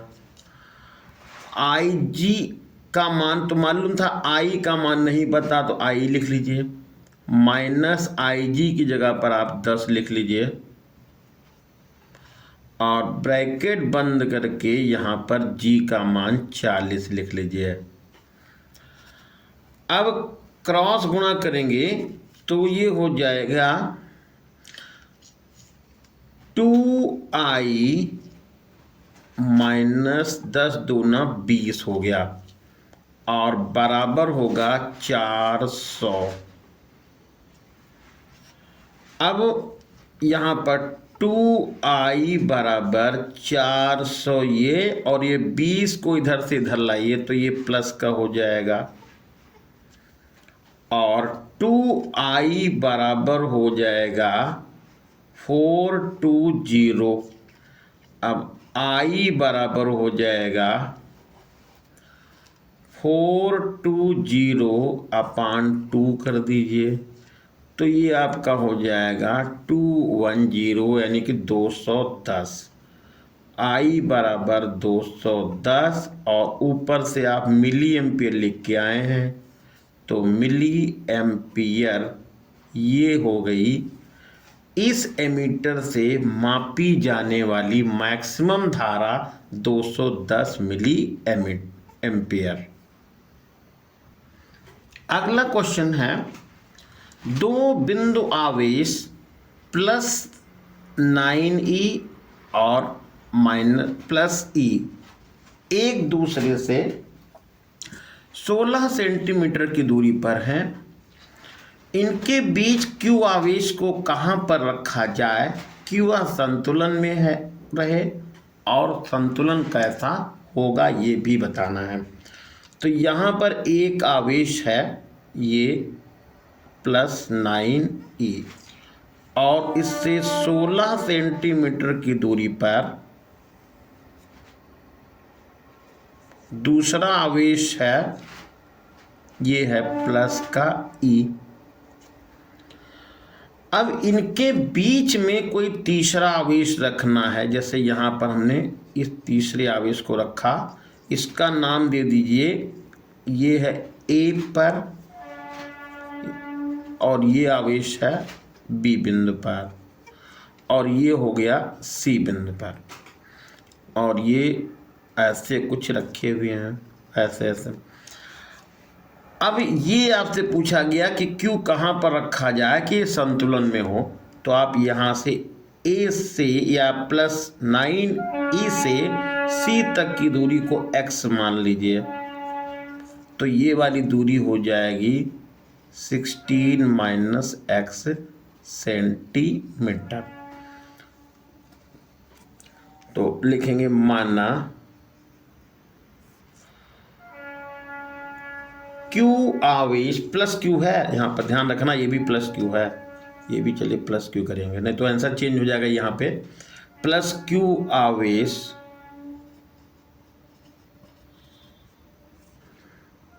प्लस 9E आवेश से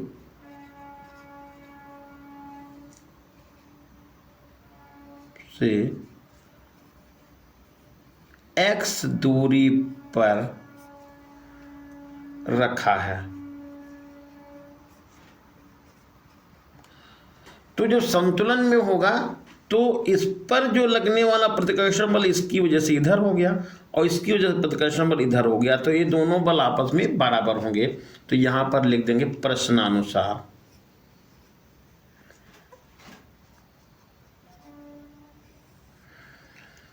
1/4 पाई एप्सिलॉन नॉट के भी लिख सकते हैं, क्योंकि यहाँ पर ऐसा कुछ तो बताया है नहीं, वाई में रखा है।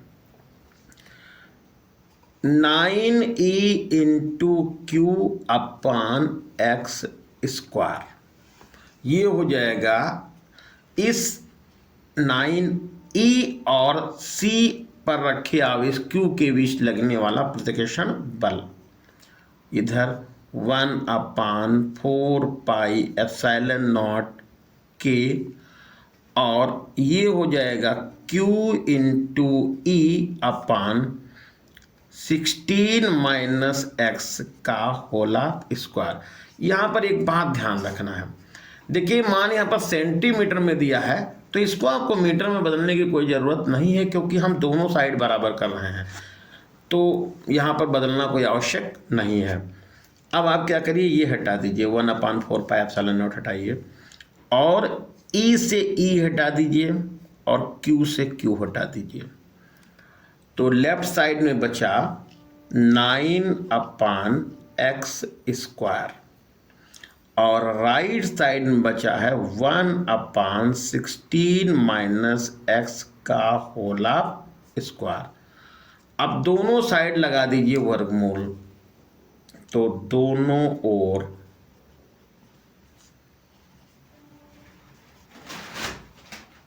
वर्गमूल लेने पर,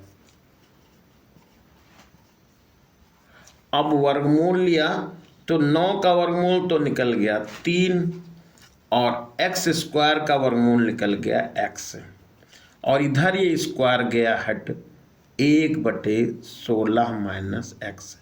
आप कर दीजिए क्रॉस गुणा, 3 से इसको गुणा करेंगे तो 16 तियाँ 48 हो जाएगा, माइनस होगा 3x, और बराबर आ जाएगा x। पक्षांतर कर दीजिए तो 48 बराबर हो जाएगा x प्लस 3x, तो x और 3x मिलके हो जाएगा कितना, 4x बराबर 48 हो गया। काट दीजिए तो 12 आ जाएगा, x बराबर 12 सेंटीमीटर। तो ये आंसर आपको मिल गया कि जहाँ पर ये +9e आवेश है, उससे 12 सेंटीमीटर दूरी पर, यानी x 12 सेंटीमीटर दूरी पर जब +q आवेश रख दें तो वो संतुलन में हो जाएगा। तो क्या लिखना है, अतः +9e आवेश से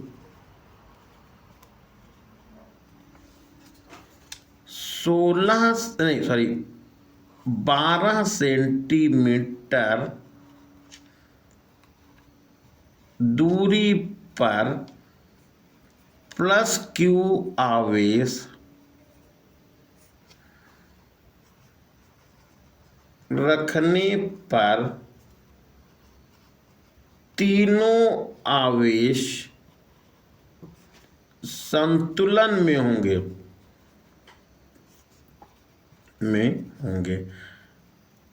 अब यहां पर एक ये चीज पूछी गई है, संतुलन कैसा होगा, कैसा का मतलब स्थायी होगा कि अस्थायी होगा। अब इसको जरा समझ लीजिएगा, जैसे यहां पर ये +q आवेश रखा है, तो ये 9q इसको इधर से दबा रहा है। हम इसको चलिए अलग से समझा देते हैं, यहाँ नीचे चित्र बना के दोबारा।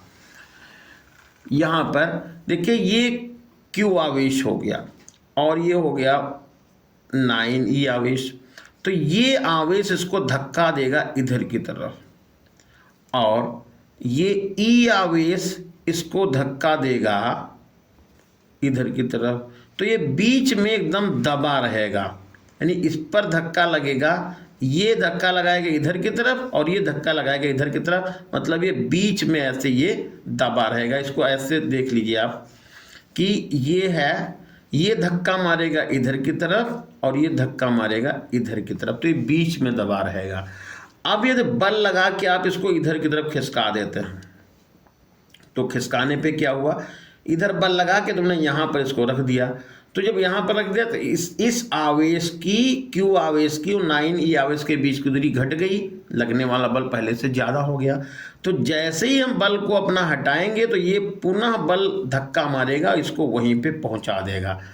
और यदि इसको हम इधर की तरफ ले जाते हैं, यहाँ पर रख दिए, मान लीजिए खिसका के इसको यहाँ पर ले आए, तो अब इसके बीच के नहीं, E और Q आवेश के बीच की दूरी घट गई, तो लगने वाला बल ज़्यादा हो गया, तो ये इसको धक्का मारेगा और इसको पुनः यहीं पर बैठाल देगा। यानी कहने का मतलब ये था कि यदि यहाँ पर प्लस Q आवेश रखा है और यहाँ भी प्लस आवेश है और यहाँ भी प्लस आवेश है, तो संतुलन होगा स्थायी।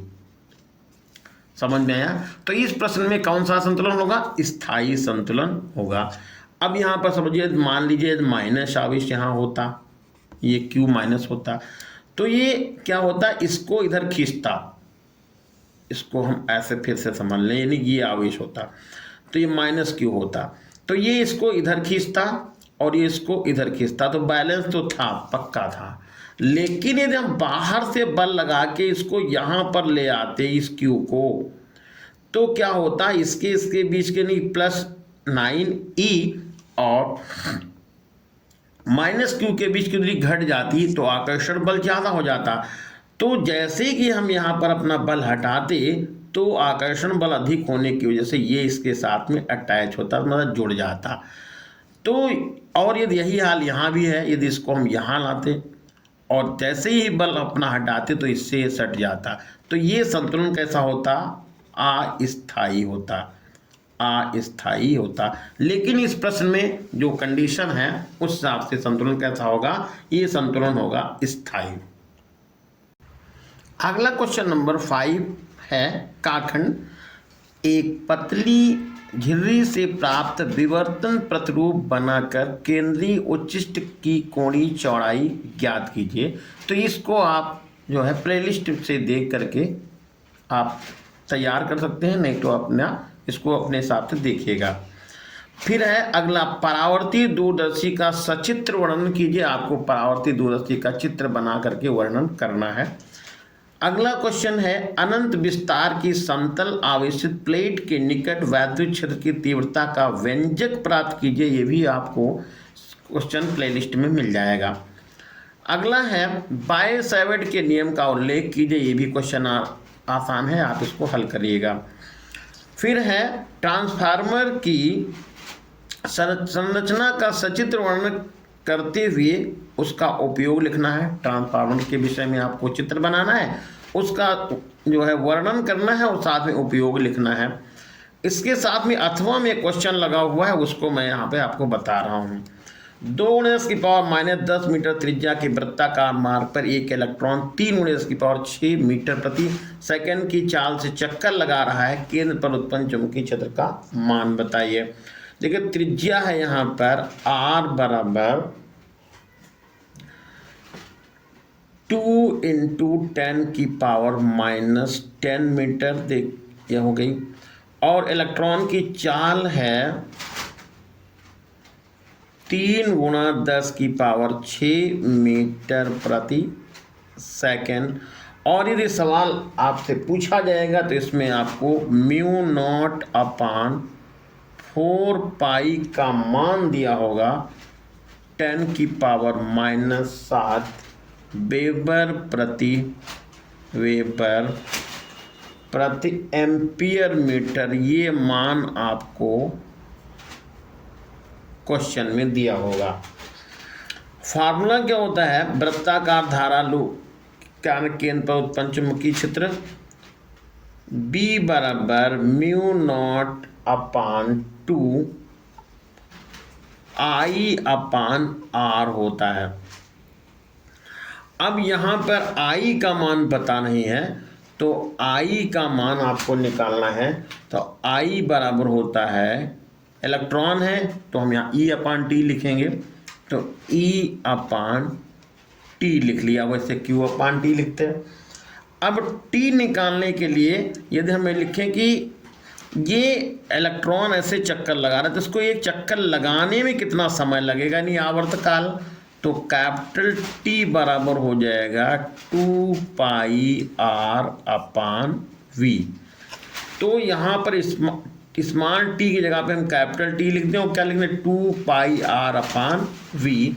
तो अब ये फार्मूला हमारा बन जाएगा बी बराबर म्यू नॉट अपान 2 और आई की जगह पर ई लिख देंगे, ई अपान टी की जगह पे 2 पाई आर और अपान वी ऊपर पहुंचा देंगे। और अभी यहाँ पर नीचे आर और शेष है, जस्ट फिर से चेक करिएगा, म्यू नॉट अपान, अरे यहाँ पे देखिए म्यू नॉट अपान 2, आई की जगह पर आपने लिखा, चलिए यहाँ मैं आई को ही लिख देता हूँ, आई बराबर ई अपान 2 पाई आर और ये वी ऊपर लिख देंगे। तो आई की जगह पे आपने लिख लिया E V upon 2 pi R और आर पहले से मौजूद है तो आर यहाँ पर आप लिख दीजिएगा। अब बी बराबर हो गया, ये 2 और 2 का गुणा 4 हो जाएगा तो म्यू नॉट अपान 4 पाई ये हो गया गुणा E V upon 2 E V upon R square. अब मान आप डालना है तो b बराबर हो जाएगा म्यू नॉट अपान 4 पाई का मान 10 की पावर -7 लिखेंगे और इलेक्ट्रॉन का आवेश सबको पता है 1.6 गुणा 10 की पावर -19 लिख देंगे और इलेक्ट्रॉन की चाल लिख देंगे 3 गुणा 10 की पावर 8, आपने पहले लिखा हुआ है, और R है 2 गुणा 10 की पावर -10 और इसको 2 बार रिपीट करके लिखेंगे 10 की पावर -10 हो गया है। अब देखिए यहाँ पर क्या करिए, दशमलव हटा के नीचे 10 ले जाइए, तो अब यहाँ पर 2 और 2 4 हो गया और 4 चौके 16 4, तो यहाँ पर ये मेरा बन गया। अब 4 तियाँ 12, ये जरा चेक करिएगा थोड़ा सा, 4 और 3 का गुणा करेंगे तो ये b बराबर मैंने यहाँ लिख दिया, 12 ऐसे लिख दिया है, ये 12 हो गया। 10 की पावर -7 है तो हम -7 लिख देते हैं और 19 में से 8 घटाएंगे तो 11 माइनस का बचेगा, 10 की पावर -11 ये लिख दीजिए। और इधर जरा देखिएगा, ये 10 की पावर 10, ये 10 10 20, 20 में से आप क्या करेंगे, 20 में से 1 घटा देंगे तो 19 बचेगा। जरा फिर से चेक करिएगा, 10 और 10 20 हो गया, 20 में से आप 1 घटा देंगे, ये 10 की पावर जो 10 लिखा है तो 19 बचेगा, ऊपर जाएगा तो पावर हो जाएगी ये प्लस में, तो 19 आ जाएगा। अब यहाँ देखिए, हाँ देखिए यहाँ पर एक गलती हो गई, ज़रा चेक करिएगा। यहाँ पर जो इलेक्ट्रॉन की चाल है वो 3 गुणा 10 की पावर 6 है और गलती से मैंने यहाँ पर लिख दिया है 3 गुणे 10 की पावर 8, ये जरा चेक करिएगा, तो ये हो गया 6। अब 19 में से 6 घटेगा तो यहाँ पर 10 की पावर -7 तो लिखा ही है, 19 में से ये, तो चाहे यहाँ पर ऐसे कर लेते हैं, चलिए इसको मैं यहाँ पे ऐसे लिख लेता हूँ। अब 10 की पावर इस तरह से करिए, 10 की पावर -19 है तो 10 की पावर -19 ये लिख लीजिए और 10 की पावर ये बचा 6, बटे में निशान लगाइए और 10 10 20 में से 1 घटा दीजिए, 10 की पावर -19 ये हो गया। अब हम 10 की पावर -19, 10 की पावर -19 हटा देते हैं। अब b बराबर आया 12, तो ये हो गया। 10 की पावर -7 में से 10 की पावर 6 घटाएंगे तो माइनस का 1 बचेगा, माइनस का मतलब बटे में 10 हो गया, तो या भाग करेंगे तो आएगा 1.2 और वेबर प्रति मीटर स्क्वायर, और ये हो गया इस प्रश्न का आंसर 1.2 वेबर प्रति मीटर स्क्वायर। अगला क्वेश्चन नंबर 6 है, किसी प्रिज्म का अपवर्तन कोण A तथा अपवर्तनांक cot A/2 है तो न्यूनतम विचलन कोण बताइए। अपवर्तन कोण यानी प्रिज्म कोण दिया हुआ है और ये न्यूनतम विचलन कोण ये है डेल, अपवर्तनांक दिया हुआ है ये है cot A/2, तो न्यूनतम विचलन कोण डेल m निकालना है। फार्मूला होता है n बराबर sine A plus del m upon 2 और साइन A/2, ये दिया हो, फार्मूला आपको मालूम है। n की जगह पर आप लिख लीजिएगा cot A/2 बराबर sine A plus del m upon 2 और पूरे का बटे साइन A/2। cot A/2 को cos A/2 और बटे साइन A/2, बटे की लाइन खींचिए, sine A plus del m upon 2 और साइन A/2। साइन A/2 से साइन A/2 कट गया तो cos A/2 बराबर sine A plus del m upon 2। अब देखिए इधर है साइन, इधर है cos, तो इसको हम साइन में बदलने के लिए यहाँ पर हमने साइन में तो बदल दिया और 90 माइनस A/2 लिख दिया है बराबर sine A plus del m upon 2। अब दोनों तरफ से साइन साइन हटा दीजिए तो 90 माइनस A/2 बराबर A plus del m upon 2। इसको आप गुणा कर लीजिए तो 180, 2 का 90 से गुणा करें 180 माइनस A बटे 2 हो गया और बराबर होगा A plus del m upon 2। अपान 2 दोनों साइड से कैंसिल हो गया तो 180 माइनस A है, इधर बचा A और प्लस डेल m बचा, ट्रांसफर करिए A को तो 180 माइनस A और माइनस A इधर से आ गया तो हो गया डेल m, तो डेल m बराबर आएगा 180 माइनस 2A और यही इस प्रश्न का हो गया राइट आंसर। इसका 8वां क्वेश्चन है, हाइड्रोजन स्पेक्ट्रम की विभिन्न श्रेणियों को दर्शाते हुए इनकी तरंगदैर्घ्य का सूत्र लिखना है। हाइड्रोजन स्पेक्ट्रम की विभिन्न श्रेणियों के विषय में लाइमन, बामर, पाचन, ब्रैकेट और फुंड श्रेणियों के विषय में लिखते हुए चित्र बनाइएगा उसका और फिर उनकी तरंगदैर्घ्य का सूत्र लिखना है आपको। क्वेश्चन नंबर 7 है, पीएन संधि डायोड का उपयोग अर्ध तरंग दृष्टिकारी के रूप में कैसे होता है उसको समझाइए। आपको ये क्वेश्चन तैयार करना है। इसके साथ में 8वां क्वेश्चन लगा हुआ है, यंग के प्रयोग में 2 स्लिटों के बीच की दूरी 2 × 10 की पावर -4 मीटर है।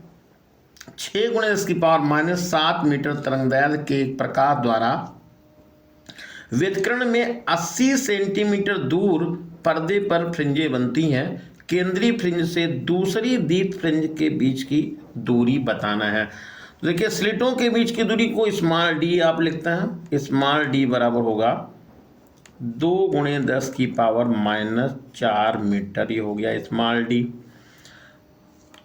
तरंगदैर्घ्य हो गई लैम्डा, ये हो गई 6 × 10 की पावर -7 मीटर। 80 सेंटीमीटर है तो ये हो गया आपका कैपिटल डी 80 सेंटीमीटर को आप तुरंत यहाँ पर मीटर में बदलेंगे 10 की पावर -2 से गुणा करके। केंद्रीय फ्रिंज से दूसरी दीप्ति, तो m की वैल्यू यहाँ पर आपको लिख देनी है 2, m बराबर दूसरी दीप्ति हो गई। अब दूरी x निकालना है, x बराबर क्वेश्चन मार्क। फार्मूला आपको पता है x बराबर m कैपिटल D लैम्डा बटे स्मॉल d। तो x की जगह पर x लिख लीजिएगा, m का मान 2 लिख लीजिएगा, कैपिटल D का मान 80 गुणा 10 की पावर -2 लिखिए, लैम्डा की जगह पर लिखिए 6 गुणा 10 की पावर -7 लिख लीजिए, और स्मॉल d का मान है 2 गुणा 10 की पावर -4, तो 2 गुणा 10 की पावर -4 लिख लीजिए। अब गुणा करना है तो पहले इसे 2 से 2 तो कट गया, और 6 8 48 हो गया, तो x बराबर आया 480। तो 480 तो हमने यहाँ लिख दिया है। 10 की पावर ये आपका बच जाएगा 7 और 2 मिलके 9 हो जाएगा, घटा दीजिएगा, यहाँ पर ये पावर प्लस में पहुँच जाएगी 4, क्योंकि नीचे जब है माइनस की ऊपर जाएगी प्लस में हो जाएगी, तो x बराबर आएगा 480 गुणा 10 की पावर -5, ये बदल गया मीटर में। अब हमको निकालना है जैसे इसको सेंटीमीटर में या मिलीमीटर में, तो x बराबर 480 लिख दीजिए, और 10 की पावर -5 करिए, और 1000 से कर दीजिए गुणा, तो इसमें बदल जाएगा mm में। 1000 का मतलब पावर 3 आप इसमें से कम कर दीजिए, तो x बराबर आएगा 480 गुणा 10 की पावर -2 m हो गया है। अब चाहे इतने छोड़िए या 2 अंक दशमलव लगा दीजिए, तो x बराबर आएगा 4.80 mm, और यही इस प्रश्न का हो गया आंसर। क्वेश्चन नंबर 8 है, पतले प्रिज्म के लिए अपवर्तन के सूत्र का निगमन करना है।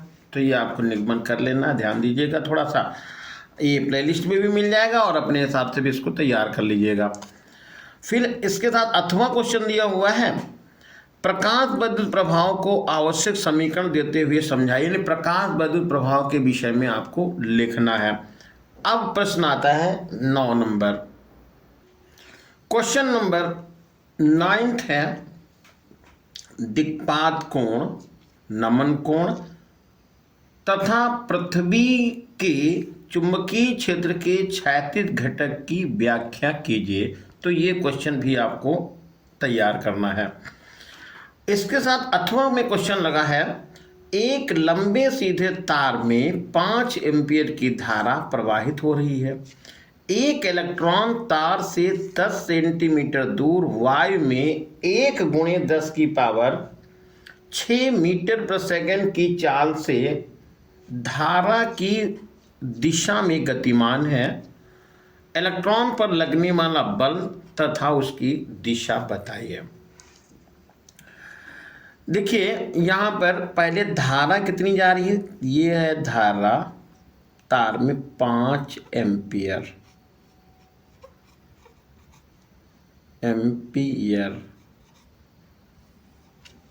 ये हो गई। और तार से दूरी कितनी इलेक्ट्रॉन की है, इलेक्ट्रॉन की दूरी है 10 सेंटीमीटर, तो 10 सेंटीमीटर ये लिख लीजिए। वो इलेक्ट्रॉन गतिमान किस चाल से, गतिमान है 1.0 इंटू 10 की पावर 6 मीटर प्रति सेकंड। मान लीजिए कि ये कोई तार है ऐसा, और इसमें धारा जा रही है 5 एम्पियर, ये I5 है, और इससे दूरी है 10 सेंटीमीटर की। यहाँ से इलेक्ट्रॉन को ऐसे गतिमान है, कुछ इस तरह से इलेक्ट्रॉन जा रहा है इधर की तरफ, तो इस इलेक्ट्रॉन पे कितना बल लगेगा वो निकालना है। तो पहले ये देखेंगे यहाँ पर चुंबकीय क्षेत्र उत्पन्न कितना होगा। तो तार के कारण या तार से 10 सेंटीमीटर दूरी पर उत्पन्न चुंबकीय क्षेत्र, फार्मूला होता है B बराबर mu naught upon 2 pi I upon R। तो म्यू नॉट अपान 2 पाई का मान होगा 2 इंटू 10 की पावर -7, ये हो गया। I का मान हो गया 10 और R का मान है, नहीं I का मान 5 है, देखिए गलती हो गई यहाँ पे, ये हो गई 5 I का मान, और R है 10 सेंटीमीटर, 10 गुणा 10 की पावर -2 कर लीजिए। तो ये देखिए इधर से कट गया ये पूरा। अब आपके पास बचा कितना, 10 की पावर -7 और 10 की पावर +2 हो जाएगा। तो चुंबकीय क्षेत्र का मान निकल गया 10 की पावर -5 टेस्ला, लिख सकता है, ये हो गया। अब ये चुंबकीय क्षेत्र मालूम हो गया। इलेक्ट्रॉन की चाल मालूम, इलेक्ट्रॉन पर आवेश पता है, तो इलेक्ट्रॉन पर आवेश ये लिख लेंगे 1.6 गुणा 10 की पावर -19 कूलाम, ये हो गया। अब इलेक्ट्रॉन पर लगने वाला बल फार्मूला लिखेंगे, इलेक्ट्रॉन पर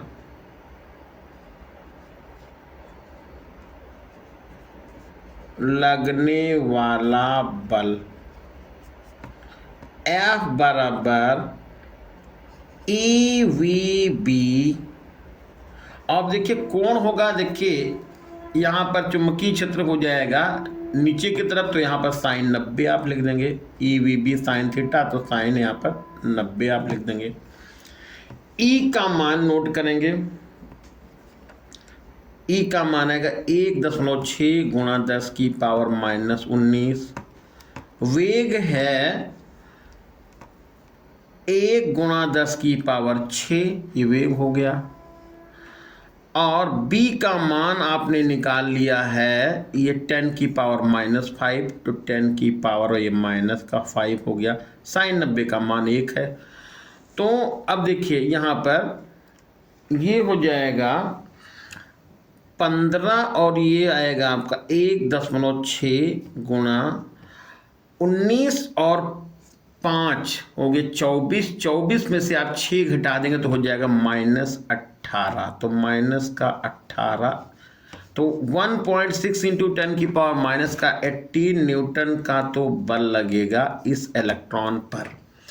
अब बल की दिशा क्या होगी, तो बल की दिशा के लिए आपको फ्लेमिंग के बाएं हाथ का नियम का लगाना पड़ेगा। तो फ्लेमिंग के बाएं हाथ के नियम के अनुसार इलेक्ट्रॉन जा रहा है ऊपर की तरफ, तो इलेक्ट्रॉन की जैसे धारा हो जाएगी इधर की तरफ, नीचे की तरफ। तो यहाँ पर देखिए ये धारा हो जाएगी ऐसे, ये नीचे की तरफ, ये धारा हो गई नीचे की तरफ, धारा इधर की तरफ होगी, धारा चुंबकीय क्षेत्र इधर की तरफ होगी। जरा समझ लीजिएगा थोड़ा सा, ये आप ऐसा समझिएगा। यहाँ देखिए ये उंगली हमने दिखाई, तो ये हो गया तो चुंबकीय क्षेत्र, जो भी ये तर्जनी उंगली हो गई, ये चुंबकीय क्षेत्र आप बना सकते हैं उसमें, ये चुंबकीय क्षेत्र हो गया। और ये जो बीच वाली उंगली हुई, इसकी ये धारा की दिशा हो जाएगी, इस साइड हो जाएगी। तो इस पर लगने वाला जो बल अंगूठा होगा, अंगूठा हमारा जाएगा इस साइड, तार से दूर हो जाएगी। तो यहाँ पर आप लिख देंगे बल की दिशा होगी, बल तार से दूर लगेगा, किधर लगेगा, दूर लगेगा। ये इस प्रश्न का हो गया आंसर। लगने वाला बल होगा 1.6 इंटू 10 की पावर -18, और जो बल की दिशा होगी तार से दूर होगी। तो प्यारे बच्चों ये था आज का सेशन, थोड़ा लंबा भैया जरूर हो गया है, लेकिन हमने इसमें हर एक क्वेश्चन को आपको हल करके बता दिया है। जो थ्योरिकल क्वेश्चन है उनको आपको अपने साथ तैयार करना है। चैनल को आप शेयर कर दीजिएगा, सब्सक्राइब करिएगा, और जिससे ज़्यादा से ज़्यादा लोगों को इसमें फ़ायदा मिले। और ये उम्मीद करते हैं कि ये पेपर आपका बहुत ही अच्छा होगा। धन्यवाद।